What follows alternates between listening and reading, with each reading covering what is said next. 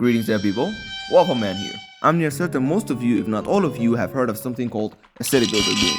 A good example for them is the game made by Paradox Interactive called City Skylines. And what will become immediately obvious is that this genre of gaming is actually very rarely seen in mobile industry, with the exception of today's game, TheoTown. TheoTown is the one-for-one representation of a city builder game on mobile, and today I will try to achieve the rank of Metropolis, and I will commit as many Ponzi schemes as it takes to get me there. I also recorded this footage back in December, so I might have forgotten a thing or two. So without further ado, let's go.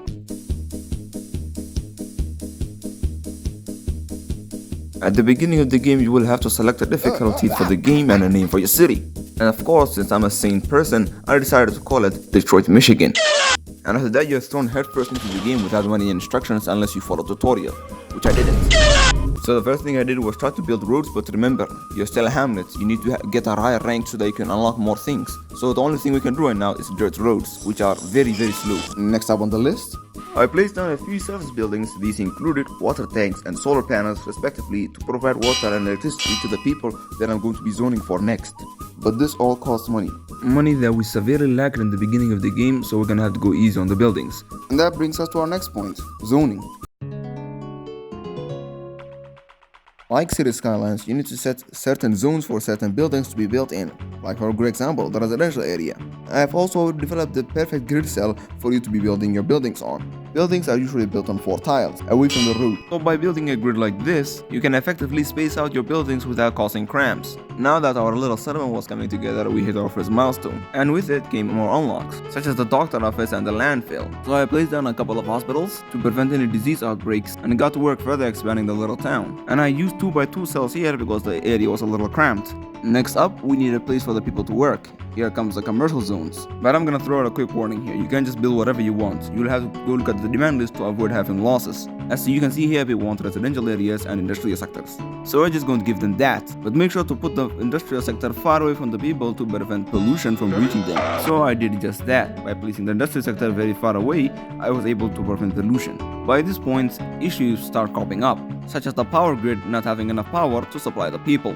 The solar panels we placed earlier in the game are starting to run out of power. This pushes both our budget and my sanity to their upper limit. And to counteract this, I just placed more solar panels and completely forgot about it. This caused us to hit our next milestone. This gives us our first glimpse into public transportation and the cemetery to avoid, well, decomposing corpses, of course. Ain't nobody wants to be treated there. And this is where our first disaster struck. A fire broke out in the residential area and we didn't have any fire stations. Great. But I managed to squeeze out enough money to build a fire station just across the street, but it will take time.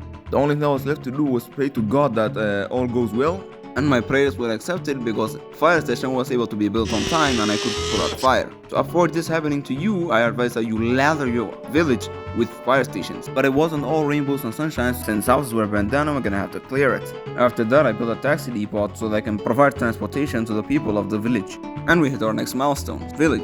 And with it comes education, alongside the bus depot.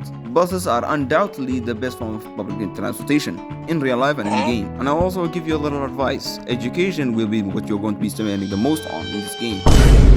And by this point, the power issue has gotten so bad that the industrial sector is practically about to shut down. So to avoid being sent to limbo by the peasants, I had to start building wind turbines, while making a YouTube apology at the same time. After which, I placed bus stops all across the town to make people happy. And speaking of which, hey, you look at that, the next milestone, which again came with a few unlocks, such as the fire department and the small mosque. Putting these buildings down ballooned us to the next milestone. And you might be wondering, wow, that was quite fast. Totally not being lazy and making this video shorter. But again, we had another problem. I hadn't built the landfill, so the industrial sector was practically filled with trash. They had no way to go and the people were getting angry. So me being the responsible person I am, I just placed down the landfill and completely forgot about it. Since we haven't unlocked the incendiaries yet, we would have to sadly settle for the landfill. This brings us to the next point, service buildings. Congratulations on making it this far. By this point, it's a given that you have suffered 3 life-threatening strokes because of how much crap is going on in the city. At this point, you have already unlocked the water pump, which will render your water tanks useless because of how much better it is. Now that we have solved our water problems in the long term, we managed to level up to the next level, town, which in turn came with even more unlocks, such as elementary school and the large hospital. And of course, the radio station to spread propaganda. הולכת תספורת מעליות, זה תספורת של גוי של יהודי גוי. תספורת שוקובניל, זה יהודי או גוי? גוי. בלורית, זה תספורת של יהודי או גוי? גוי. Which kinda made me wonder.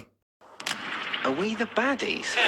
And instantly got to work building the new surface building so that the people don't get angry. And that's when we reached yet again another milestone, Big 10, which also gave us our first glimpse into coal-based energy production, alongside football fields and intersections. Prior to coal plants, you were maybe an infant or some form of rabid animal, but now you have become what is known as a sigma male amongst the mentally challenged, that is being iPad kids. And after building for another 15 minutes, we hit the next milestone.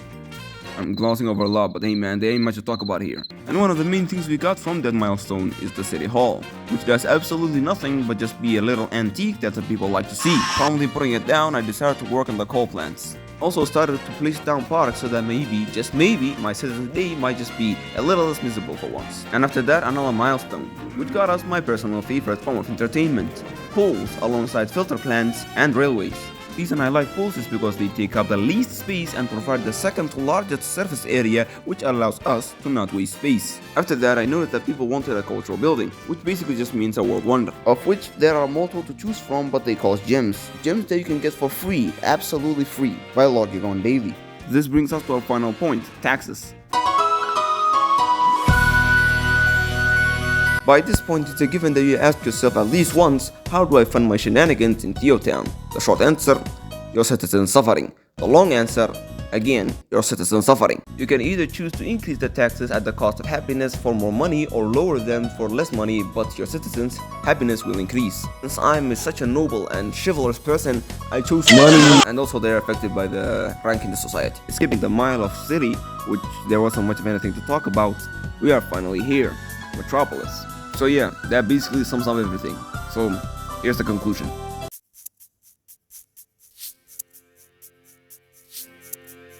Of course, the game is an absolute masterpiece.